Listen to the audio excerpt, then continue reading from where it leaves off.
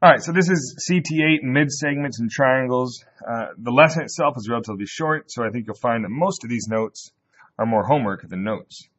Just the first couple pages are kind of the notes part of it. But we already kind of covered what a midsegment is in class. Now we didn't cover, do a lot of examples, so hopefully these notes will help. One idea is that every triangle is going to have 3 different midsegments, and a midsegment is just that segment that connects the midpoints of any 2 sides. So we got midpoint of any 2 sides, and there's always going to be 3 in every triangle. So the midsegment MP, the midsegment PN, and the midsegment MN. So we've got 3 midsegments. One of them is MP, one of them is NP, and the other is MN.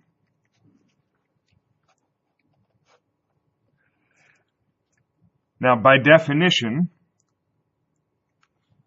if this is a midsegment, that means M has to be a midpoint. So that means these 2 parts are congruent, that AM and MB are congruent. So what segments are congruent? And then BP and PC are congruent, and AN is congruent to NC. Right, so if you're given a midsegment, that means these 2 parts of the leg of the triangle are congruent. So here's the actual theorem that says the segment connecting the midpoints of 2 sides of a triangle is, and then there's 2 parts, it has 2 properties, is parallel to the 3rd side and has a length that is 1/2 of that 3rd side. Okay, so here we've got our midsegment, that's DE. And so kind of 2 properties. One, that midsegment is parallel to the 3rd leg, AC. And there's kind of 2 directions. You can either say that DE is half of AC, or we can say that AC is double DE.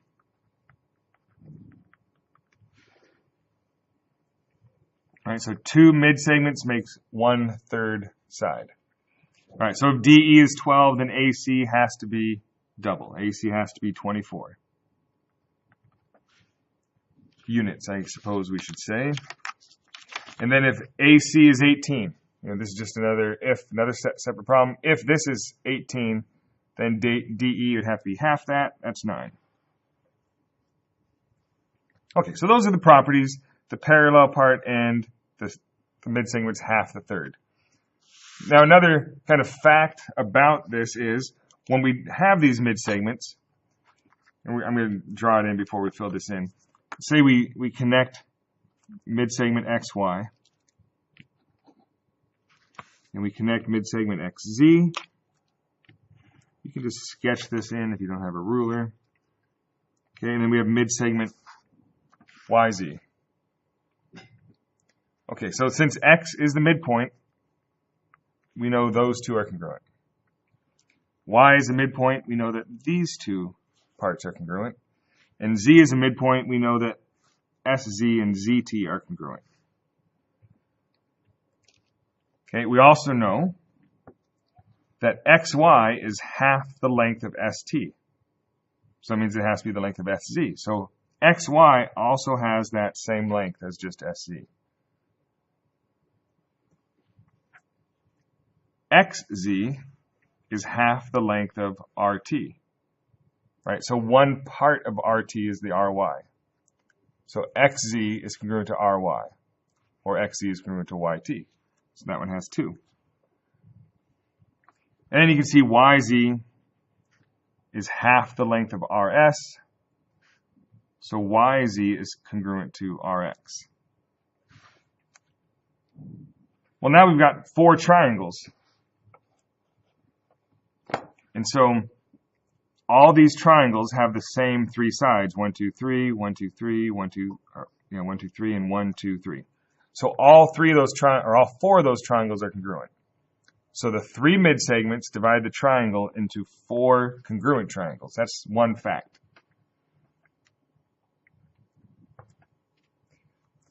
Okay, and then a second fact is just dealing with perimeter. And the idea is, notice how, let's say, RXY has a perimeter of this side 1, 2, and a 3. And the larger triangle has 2 1s, 2 2s, and 2 3s.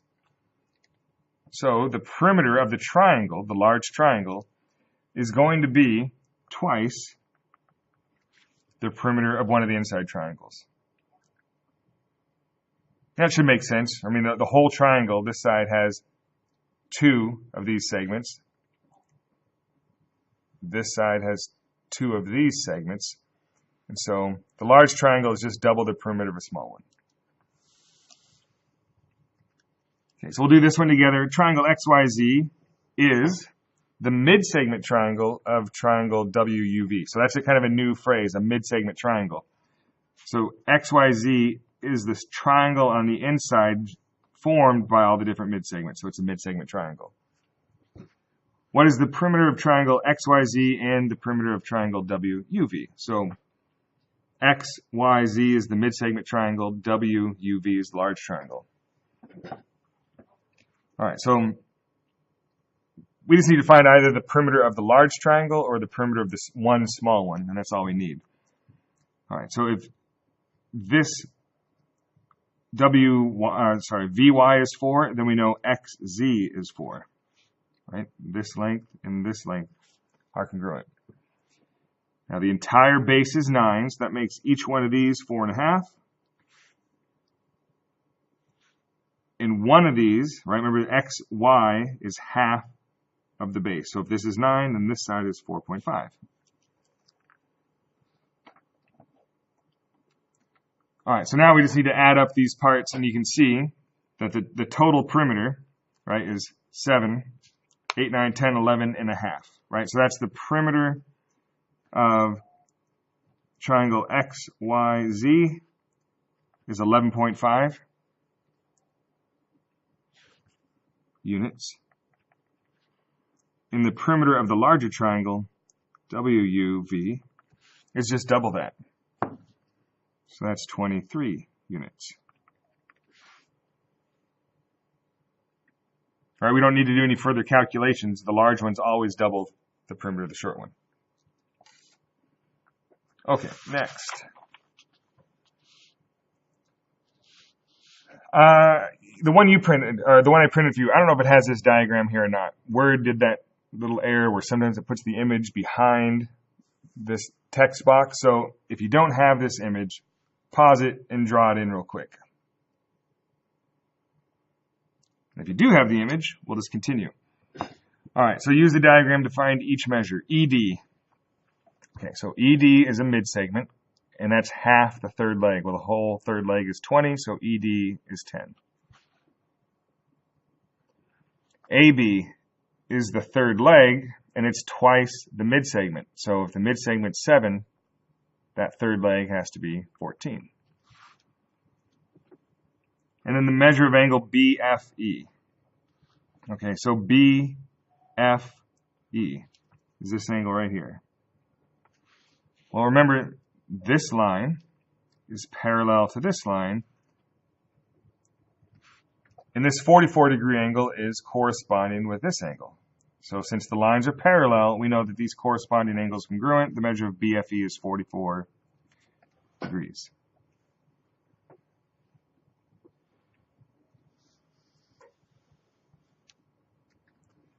All right, so this next example, I don't even know if I really like this example the way I wrote it.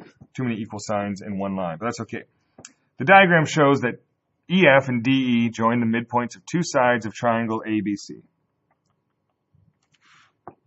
Okay, so EF and DE are midsegments. And by the Triangle Midsegment Theorem, we know that EF is half of AC. And we know that DE is half of AB. Okay, so now we're given some numbers. And we're going to use those numbers to complete the statements. So 1, DC, that's this piece here, DC is equal to AD, which is equal to EF. Okay, so DC, AD, and EF are all the same length. Now AC is the whole, and the whole is equal to the part plus the part. So AD plus DC. This is why I don't like the problem. I should have created a separate line, not written this on the same line. But now we're going to substitute numbers in. AD is 6. And DC is congruent, so we have 6 plus 6, so we know that AC has a total length of 12. Okay, and then EF. EF is how much of AC? Well, EF is half of AC. So we have half of AC, which is 12, so half of 12 is 6. Okay, and then the last one, AB. AB is this third side, so it's the doubled side. AB is double DE. Okay, so now we can substitute numbers in. Again, I don't really like how I wrote this horizontally, but it's what it is. So AB is double DE, so therefore we're doubling 7.5, and that's what gives us 15. Because remember, we said up here DE is 7.5.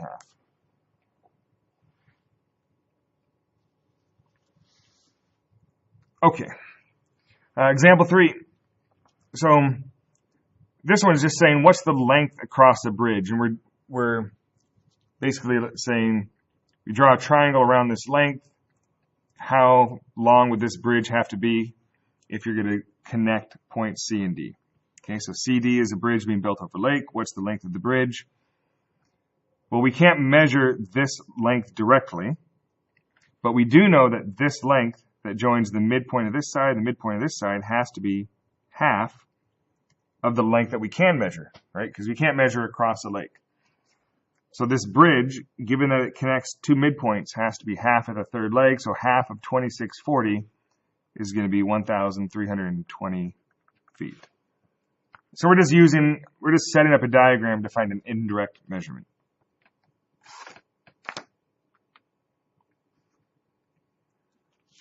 All right, 2 more, I think, we do questions, and then you're going to do the rest. Okay, so DE is a midsegment. Find the value of x. Well, I probably should have put this first because they're the easier ones. Okay, but if DE is 7, AB is double that length. So x has to be 14. I want you to do example 5. I know I didn't say we do, but I want you to do that one. And it's a little tricky, so just read the question carefully, read the diagram carefully, and make sure you give a thoughtful answer on that one. Okay, and then number 6, we'll do this one together because this one's a little different, just has more algebra. It says if DE is 4x plus 5 and GJ is 3x plus 25, find the value of DE. Okay, so we're given this midsegment and that base.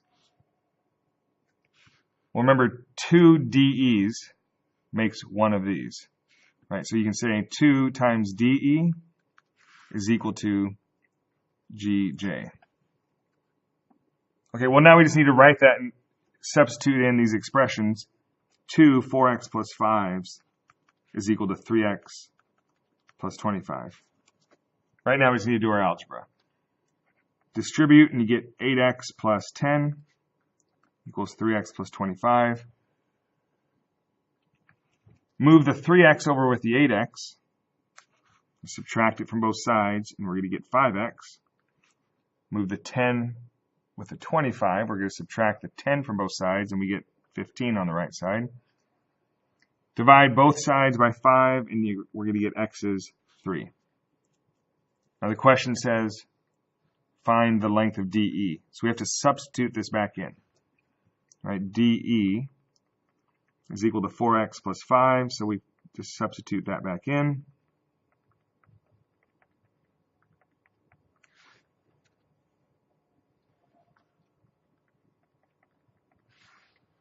Okay, 17 units. All right, so you're going to do this question at the top, example 5, and the you do question down here. And then there's 2 more questions that are you do questions. So again, like I said, the notes are your homework. So I'll check these when you guys come to class. The you do question on page 6 and the you do question on page 7. All right, that's it.